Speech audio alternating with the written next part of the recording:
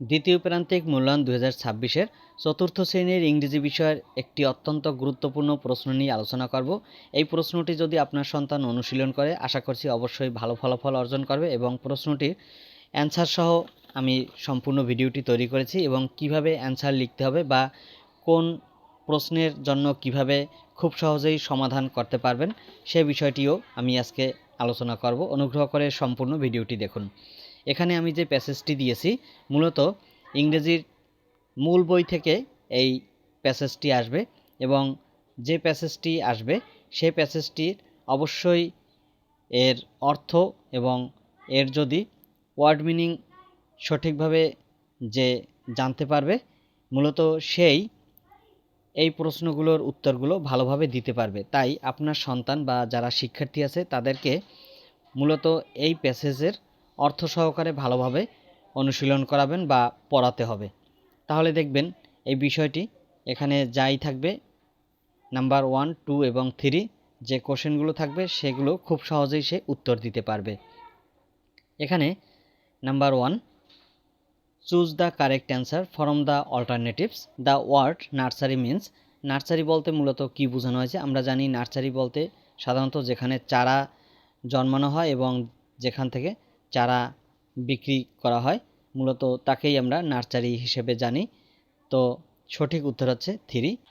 এখানে উত্তর লেখার জন্য উপরে লিখতে হবে answer to the question number 1, তারপরে লেখার পরে বাম পাশ থেকেই লিখতে হবে এ, অর্থাৎ এ যেভাবে দেওয়া আছে ঠিক সেভাবেই লিখতে হবে।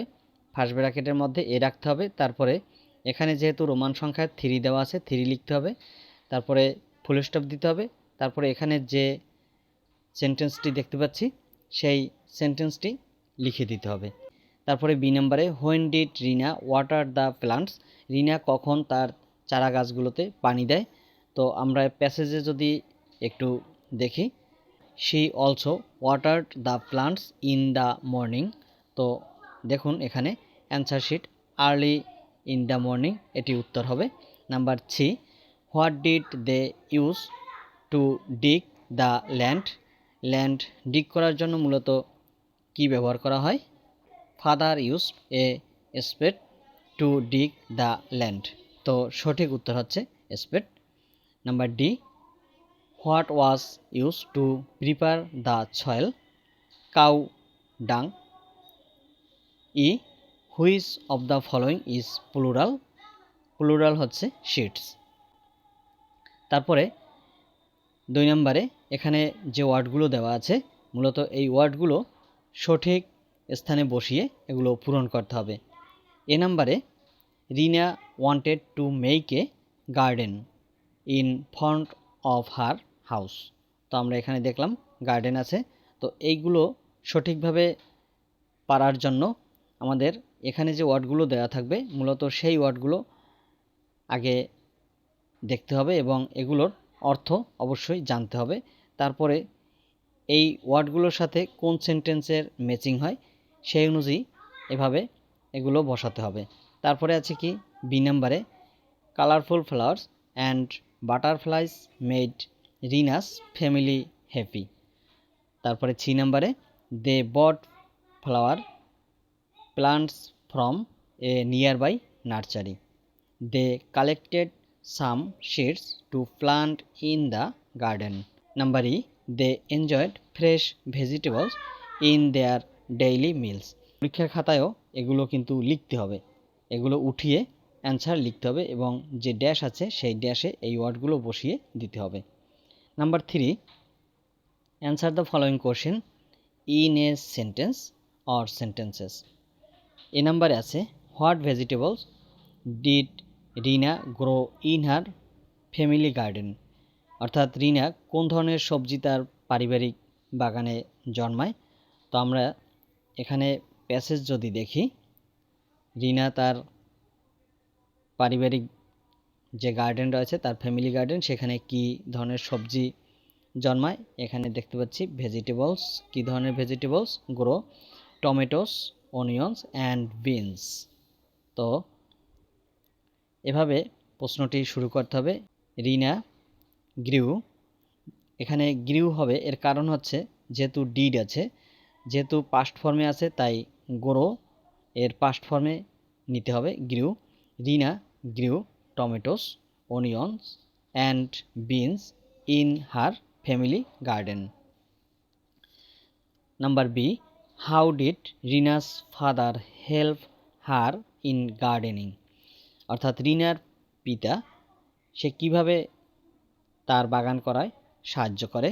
এর উত্তর হবে Rina's father helped her by using a spade to dig the land and buying flowers, plants, tubs and a watering pot from a nursery. Number C, what did Rina do in her leisure time. Rina তার leisure টাইমে মূলত কি করে। Rina took care of the plants in her leisure time. তো এটি আমরা কিন্তু প্যাসেজে পেয়ে গেলাম। তারপরে আছে কি, what made their family happy. তো এটি আমরা যদি দেখি তার ফ্যামিলি হ্যাপি কিভাবে, the colourful flowers and butterflies made her family happy. তো এটিও আমরা পেয়ে গেলাম। তারপরে আছে ই নাম্বারে, why did Rina excited. Rina was excited because she was going to make A gardening. Number 4, rearrange the given words in the correct order to make meaningful sentence.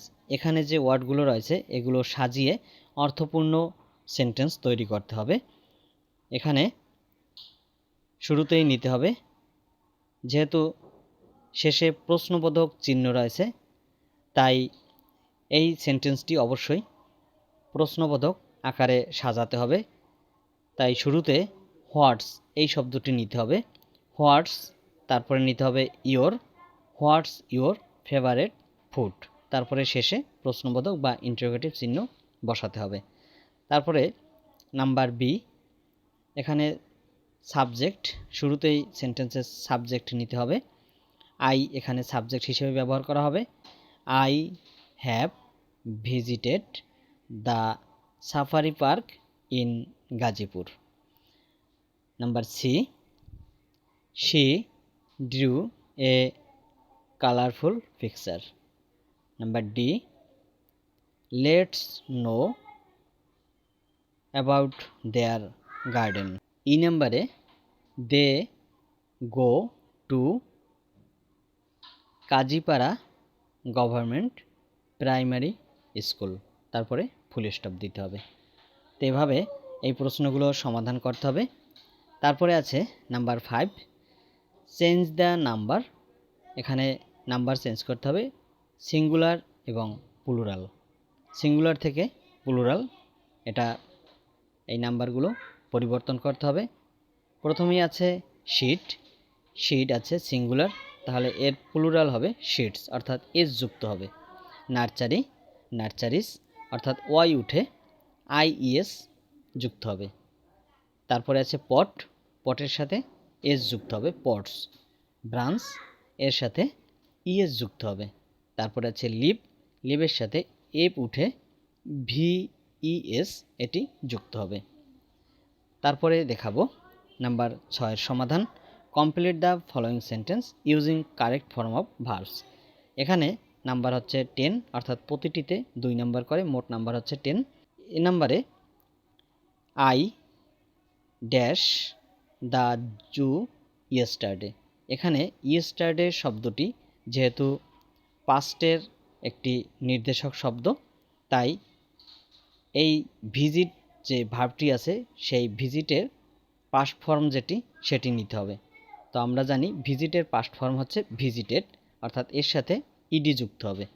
Rina dash to make a garden, Rina wanted to make a garden, অর্থাৎ এর সাথে ED যুক্ত করে এই সেন্টেন্সটি সম্পন্ন করা হয়েছে। তারপরে আছে আই হ্যাভ ফিনিশড, এর সাথে ইডি যুক্ত করা হয়েছে কারণ হ্যাভের পরে মূলত ভার্বের পাস্ট পার্টিসিপল ফর্ম বসে, তো ফিনিশের পাস্ট পার্টিসিপল ফর্ম হচ্ছে ফিনিশড, মাই হোমওয়ার্ক। তারপরে আছে উই উইল। উইলের পরে আমরা জানি ভার্বের প্রেজেন্ট ফর্ম হয়, তাই এখানে যেহেতু লুক আছে তাই এখানেও লুক শব্দটিই বসবে, অর্থাৎ কোনো পরিবর্তন হবে না। তারপরে আছে কি Rina dash her mother in gardening. এখানে রিনা যেহেতু থার্ড পারসন সিঙ্গুলার নাম্বার, তাই ভার্বের সাথে এস বা ইএস যুক্ত করে এই সেন্টেন্সটি সমাধান করা হয়েছে। তারপরে আছে নাম্বার 7 ডাব্লিউএস কোয়েশ্চেন। ডাব্লিউএস কোয়েশ্চেনের শুরুতে এখানে রাহাত অ্যান্ড হিজ ফ্যামিলি এখানে আন্ডারলাইন দেওয়া রয়েছে এবং তার পরের অংশ আছে leave in a small village, অর্থাৎ এ ছোট একটি গ্রামে কে বাস করে বা কারা বাস করে, অর্থাৎ কোনো ব্যক্তিকে এই সেন্টেন্স দ্বারা খুঁজছে। এখানে যে আন্ডারলাইন দেওয়া রয়েছে মূলত কোনো ব্যক্তি বা কাউকে জানার জন্য চেষ্টা করা হয়েছে এই অংশ দিয়ে, তাই এখানে হু বসবে, অর্থাৎ হু দিয়ে প্রশ্ন করতে হবে। তাহলে who live in a small village. Number B they will meet at the park. তারা সাক্ষাৎ করেছিল কোথায়? পার্কে। তার মানে কোনো জায়গায় যদি নাম জানতে চাওয়া হয় সেক্ষেত্রে হোয়ার দিয়ে প্রশ্ন করতে হয়, তাই এখানে হোয়ার উইল দে মিট এবং শেষে অবশ্যই এগুলোর শেষে প্রশ্নবোধক চিহ্ন দিতে হবে। Number C the fair beings this Saturday. এখানে সময় জানতে চাওয়া হয়েছে, তাই হোয়েন দিয়ে প্রশ্ন করা হয়েছে, হোয়েনের পরে does, when does the fair began. Number D they will walk around the book stall. এখানে দ্য বুক স্টল অর্থাৎ জায়গা খোঁজা হয়েছে, অর্থাৎ কোন জায়গায়, যেহেতু জায়গা নির্দেশ করা হয়েছে তাই হোয়ার দিয়ে এটি শুরু করতে হবে। Where will they walk around. ই নাম্বারে রাহাত ইজ 9 years old। তাহলে হাউ ওল্ড ইজ রাহাত। যারা এতক্ষণ ভিডিওটি দেখছিলেন তাদেরকে অসংখ্য ধন্যবাদ।